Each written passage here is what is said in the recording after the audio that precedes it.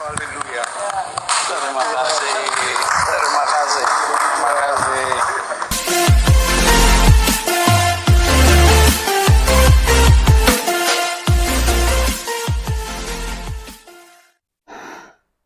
Ya, shalom teman-teman semua dimanapun kita berada pada saat ini, kiranya kita semua tetap berada dalam keadaan sehat dan apapun yang merupakan aktivitas kita sepanjang hari ini, kiranya Tuhan Yesus memberkati kita semua dan kembali berjumpa lagi di channel kita ini yaitu Semayan Yasin. Terima kasih buat teman-teman semua dan para sahabat yang sudah mendukung perkembangan channel ini dengan setia. Dan kiranya kita tetap menggunakannya untuk menjadi berkat bagi semua orang. Nah teman-teman, pada video kali ini saya akan membahas satu cuplikan video dan sumber video ini saya ambil dari channelnya Pak Anies Baswedan. Nah teman-teman, di mana di cuplikan tersebut Pak Anies menghadiri peresmian gereja GPDI. Nah teman-teman, kita jangan buru-buru dulu berasumsi negatif dan kemudian kita mengatakan bahwa ada udang di balik batu. Kita dulu berpikir netral lah dalam hal ini. Jadi sebelumnya saya mau ajak kita untuk bisa menyimak videonya yang berikut ini. Haleluya. Terima kasih. Terima kasih. Terima kasih. Masya Allah. Terima kasih. Terima kasih. Kita sebagai pemerintah juga kami melihat bahwa Bapak Gubernur kita, Bapak Anies Baswedan, sebagai Bapak kesetaraan, itu sebenarnya kami akan memberikan apresiasi kepada Bapak dan kami mau bisa terima. Apresiasi dengan Terima kasih. Terima kasih.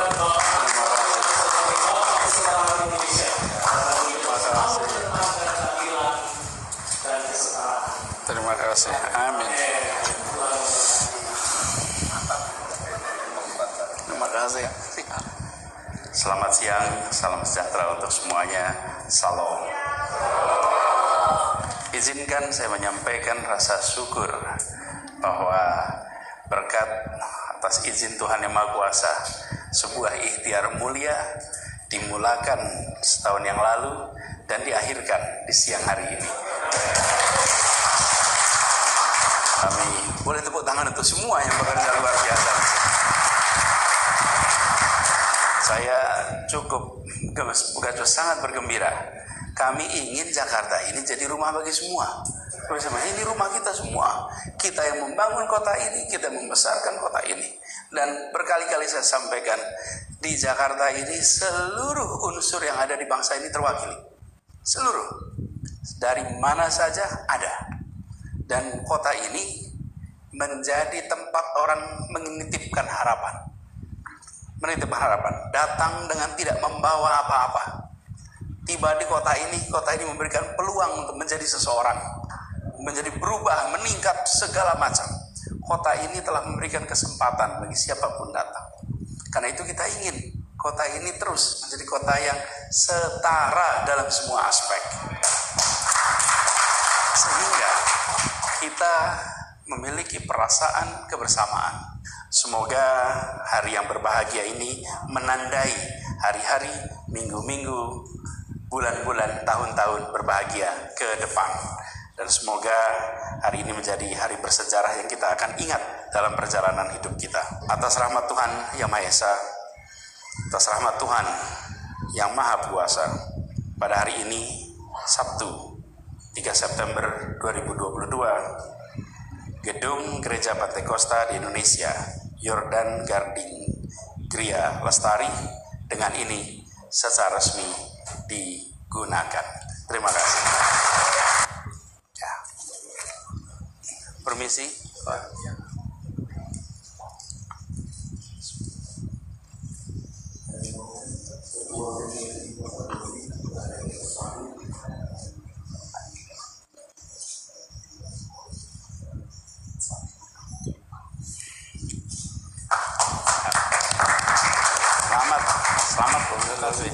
Selamat Ibu.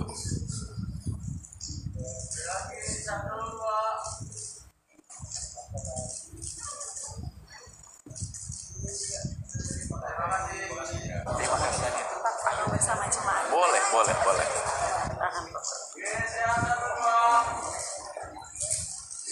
Oke.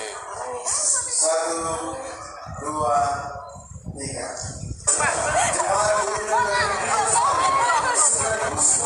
Ya, thank you.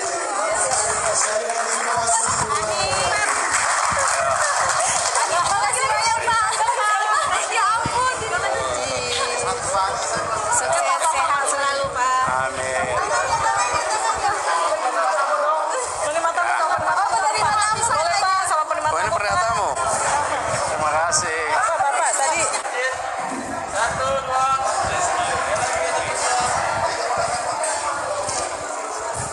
Oke. Makasih banyak, Pak. Sabar, Pak. Pak, sebentar. Selamat ya, Pak. Amin. Nah, itu dia videonya teman-teman. Kita perlu apresiasi hal ini di mana respon yang baik dari Pak Anies Baswedan. Kalau kita bandingkan dengan Wali Kota Cilegon beberapa waktu yang lalu, di mana dia buat tanda tangan di spanduk bersama dengan beberapa warga menyetujui bahwa tidak boleh ada gereja di Cilegon. Sedangkan Pak Anies tadi dia membuat tanda tangannya di atas batu nisan ya.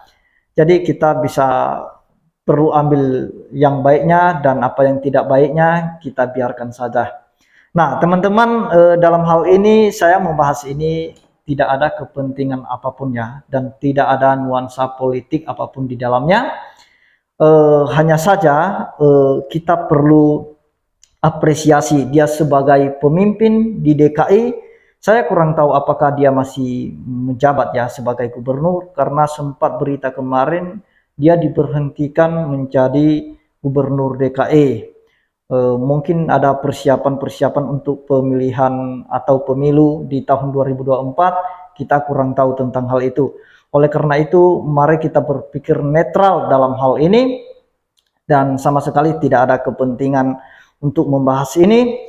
Teman-teman, yang perlu kita perhatikan bahwa mari kita terus memberikan apresiasi bagi pejabat-pejabat, pemimpin-pemimpin yang dimana mereka menerapkan Undang-Undang Dasar tahun 1945 itu. Nah, kita perlu apresiasi. Dan kalau misalnya nanti Pak Anies mungkin jadi calon pemimpin, calon ya. Jadi kita sebagai warga Indonesia dan juga khususnya orang Kristen pasti tahu dong, selama Pak Anies menjabat jadi gubernur DKI, pasti kita tahu kinerjanya seperti apa, dan pasti kita bisa bayangkan nanti kalau dia misalnya jadi presiden, kinerjanya juga seperti apa. Jadi saya tidak secara eksplisit mau mengatakan negatif atau positif masalah pekerjaannya, tetapi kita semua bisa menilai. Jadi teman-teman, ada artikel yang saya baca dalam peresmian itu, kita perlu ambil hikmahnya dari apa yang disampaikan oleh Pak Anies ya, di mana peresmian gereja Pantai Kosta di Indonesia, GPDI Jemaat Yordan Gading Grian Lestari. Anies Baswedan meresmikan pembangunan gereja Pantai Kosta di Indonesia atau GPDI Jemaat Yordan Gading Grian Lestari di Cilincing. Jakarta adalah simpul dari semua unsur yang ada di Indonesia, sehingga rasa persatuan harus diperkuat, khususnya dalam kolaborasi untuk membangun rumah ibadah. Jadi itu perlu, apa yang disampaikan oleh Pak Anies mungkin perlu diterapkan ya oleh warga Indonesia, khususnya warga DKI Jakarta, untuk menuju persatuan dan kesatuan Indonesia. Setiap pribadi harus mengamalkan sikap toleransi dan sikap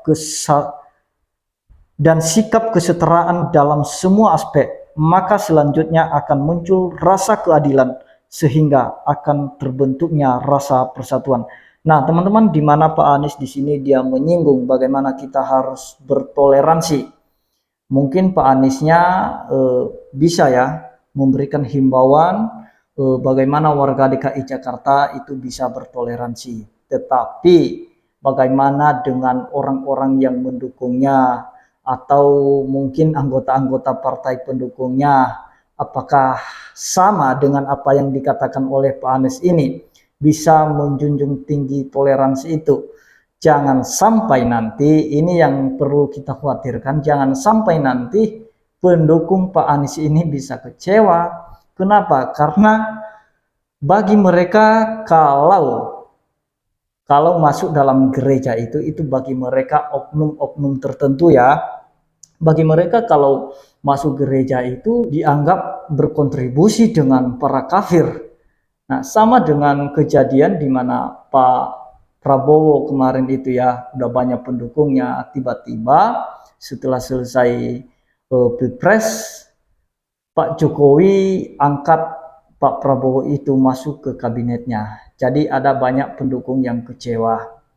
Nah, kemudian sampai mereka meminta dikembalikan dana yang sudah dikumpulkan oleh banyak orang. Nah, jadi itulah bentuk rasa kekecewaan pendukung ya. Jadi apa yang disampaikan oleh Pak Anies mengenai persatuan dan toleransi dan bagaimana sikap untuk bisa saling berkontribusi, berkolaborasi juga dalam membangun rumah ibadah sebenarnya itu perlu.